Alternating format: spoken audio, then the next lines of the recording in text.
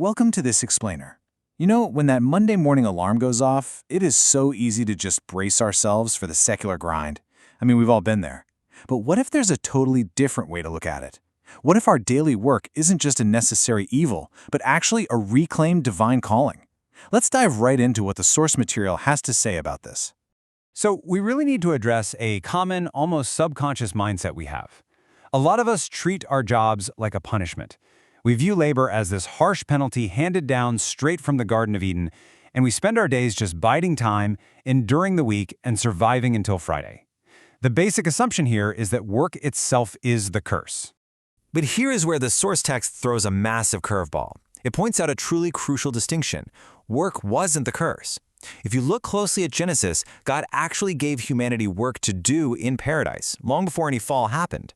According to this perspective, we were quite literally designed to work. It's presented as a divine assignment, not a penalty. Now, this brings up a really fascinating cultural reality, especially for Black Americans. Whenever historical teachings focus heavily on words like labor and obedience in the workplace, it triggers some very valid alarm bells. The sources introduced this scholarly tool called the hermeneutics of suspicion. It's basically a framework that encourages reading texts with a healthy dose of critical skepticism, asking one big question: whose interests does this interpretation actually serve? And listen, we absolutely have to acknowledge exactly why that suspicion is there.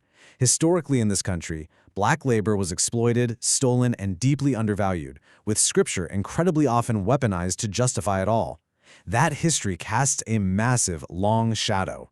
It makes it completely understandable why some might view biblical passages about work with a bit of resentment, or even feel the heavy weight of the black tax and modern corporate expectations. So the text brilliantly separates this historical weaponization of religion from our true biblical dignity. There's a really sharp contrast here. Exploited labor? That's about having your time and energy stolen to build someone else's empire. Holy work, on the other hand, is about stewarding resources, providing for your family, and reflecting the Creator.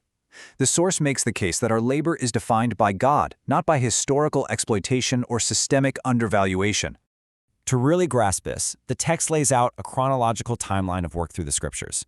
We're looking at 4 key eras, starting with the design in Genesis, moving over to the rhythm of the Mount Sinai era, checking out the divine example in the 1st century, and wrapping up with the community impact in the early church.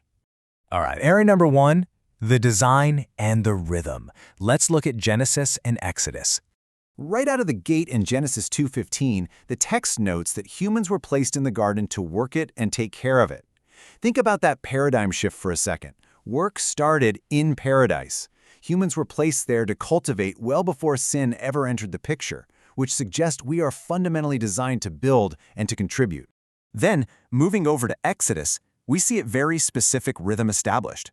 Modern culture loves to hype up the Sabbath rest, and rightfully so.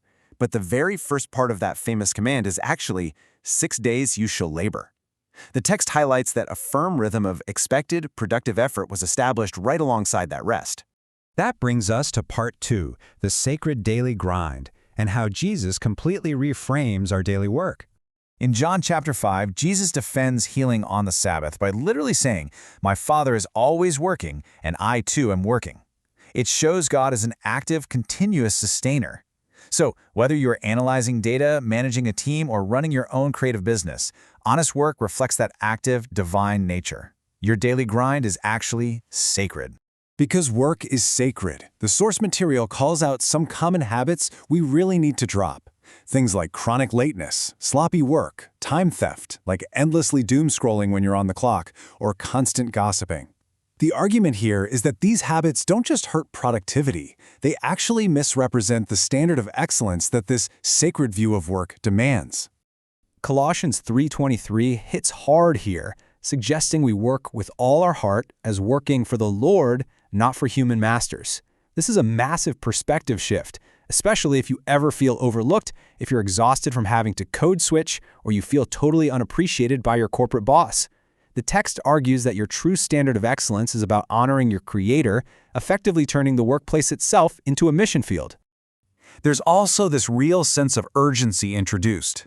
Quoting John 9:4, the text emphasizes doing the work while it is day, because night is coming. It's a sobering reminder of our limited window of health and opportunity. It challenges that everyday urge we all have to just procrastinate or binge watch our time away, urging us to redeem the time we have right now. The Apostle Paul actually addresses this directly and pretty bluntly in 2 Thessalonians. He states, "The one who is unwilling to work shall not eat." Apparently, in the early church, some folks were just coasting. The text emphasizes that a healthy community absolutely requires contribution, honoring faithfulness and discipline over idleness. Which leads us to part 3. Working to bless the community, focusing entirely on communal uplift. Looking at Acts chapter 20, Paul explains how he did manual labor as a tent maker, but the fascinating part is his motivation. He didn't work just to build up some personal empire. He worked to supply his own needs, yes, but specifically to generate a surplus so he could help the weak and vulnerable. He actually follows that up by quoting Jesus saying, "It is more blessed to give than to receive." This presents a completely different paradigm for how we view our paychecks today. The idea here is that income is meant to be managed and leveraged as a tool to bless others and lift up the marginalized. That becomes the ultimate purpose of your labor. So the source material leaves us with a highly practical roadmap for Monday morning. It basically boils down to 5 distinct steps: working with excellence as worship, actually getting to work if you aren't, seeing the workplace as a ministry, cutting out distractions to redeem your time, and finally, earning a surplus so you can actively give and bless others. So by untangling the historical misuse of Scripture from our true biblical dignity, the source material completely reframes the daily grind from a curse into a calling. And it leaves us with a pretty provocative question to chew on. What will you do with the time, health, and resources you've been entrusted with? Will you waste the opportunity or work toward hearing "well done"? It's definitely something to think about before you clock in tomorrow. Let's get to work.